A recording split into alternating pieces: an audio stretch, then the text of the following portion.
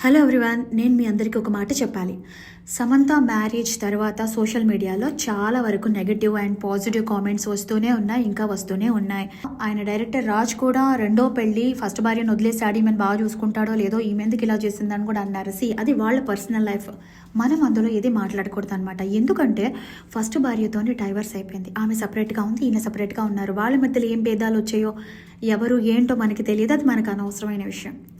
ప్రస్తుతానికి ఆయన సింగిల్గా ఉన్నాడు అండ్ సమంత వెనక ఉన్నాడు, నిలబడ్డాడు. సమంత ఆఫ్టర్ డైవర్స్ తర్వాత ఎంత డిప్రెషన్కి వెళ్ళింది, ఎంత హెల్త్ ప్రాబ్లమ్స్ ఫేస్ చేసింది, నాన్నను కోల్పోయింది, అలోన్గా ఉంది. ఆ టైంలో కొంతమంది మిత్రులు ఆవిడకి వెంట నిలబడి ఆమె లైఫ్ని లీడ్ చేస్తున్నారనమాట.